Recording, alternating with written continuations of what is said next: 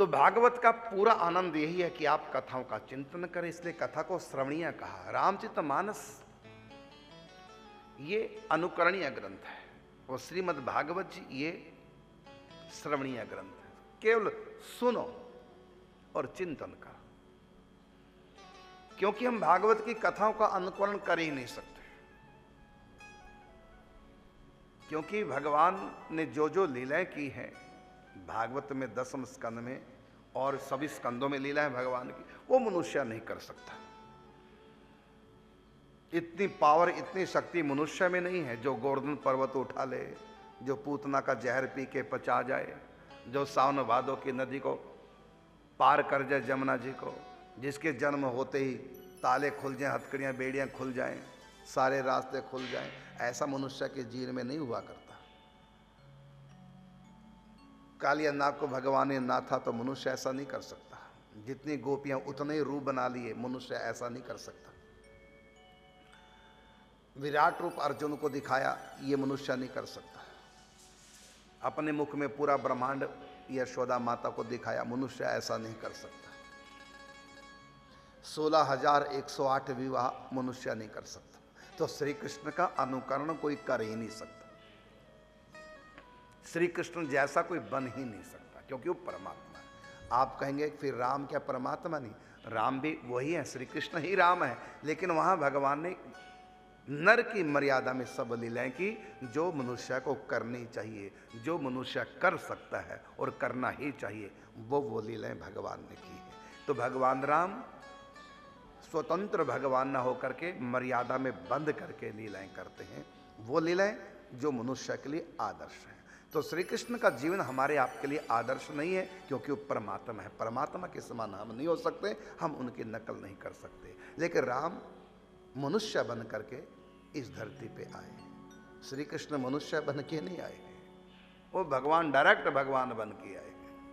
लेकिन राम जी मनुष्य बनकर, क्योंकि रावण ने वरदान ही मांगा था, हम काहू के मर ही न मारे, हम किसी के मारने से न मरे। वानर मनुज जात दो ही बारे, बंदर बालू मनुष्य को छोड़कर कोई मुझको न मार पाए, इनसे भय नहीं था उसको। इसलिए भगवान मनुष्य बन के आए। शंकर जी बंदर बन के आए, ब्रह्मा जी भालू बन के आए। तो इसलिए राम का चरित्र है रामचरितमानस, राम का चरित्र है, कृष्ण का चरित्र नहीं, कृष्ण की लीला है। क्योंकि परमात्मा की लीला होती है, मनुष्य का चरित्र होता है। तो मनुष्यों के आदर्श हैं राम, श्री कृष्ण नहीं है। श्री कृष्ण भगवान है, उनने भगवत लीला की है, ऐश्वर्य माधुर्य से परिपूर्ण लीला की है। मनुष्य की मर्यादा का कोई बंधन उन्होंने अपने ऊपर नहीं रखा, क्योंकि राम रूप में उन्होंने मनुष्य की मर्यादा का बंधन रखा था और दुनिया को जीना सिखाया। कैसे हम परिवार में जिए, कैसे समाज में जिए, कैसे पिता बन के जिए तो कैसे पुत्र बन के जिए, कैसे पति बन के जिए तो कैसे भाई बन के जिए, ये सब दिखाया राम जी ने अपने जीवन में। लेकिन श्री कृष्ण ये बताते हैं कि मैं भगवान हूं और देख लो कैसा होता है भगवान, कैसी होती है भगवान की समर्थ, क्या क्या कर सकते हैं भगवान। यदि ये देखना चाहो भगवान का ऐश्वर्य, कृष्ण की लीलाओं को पढ़ो भागवत से। इनसे बढ़कर कहीं और ऐश्वर्य नहीं, और जहां भी है वो इन्हीं का ही ऐश्वर्य है। और ईश्वर की हम नकल नहीं कर सकते।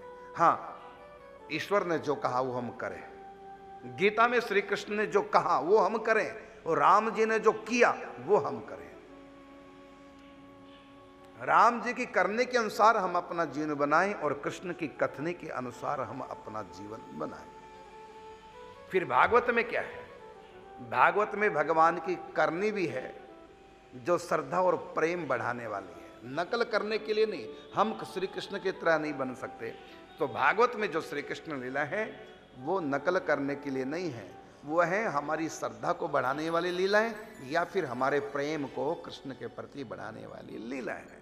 तो श्रद्धा और प्रेम को, अर्थात माधुर्य और ऐश्वर्यमयी श्री कृष्ण की लीला है जो कृष्ण के प्रति हमारी श्रद्धा और हमारे प्रेम को बढ़ाएंगी। सुन सुन करके बस, क्योंकि कर तो हम पाएंगे नहीं, वैसे बन नहीं सकते। सुनो बस और चिंतन करो, याद करो लीलाओं की। तो लीलाओं का पाठ करने से, भागवत जी की कथा श्रवण करने से, उन लीलाओं का चिंतन करने से हमारे भीतर प्रीति बढ़ेगी, कृष्ण के प्रति हमारी आस्था, हमारी श्रद्धा और बढ़ेगी।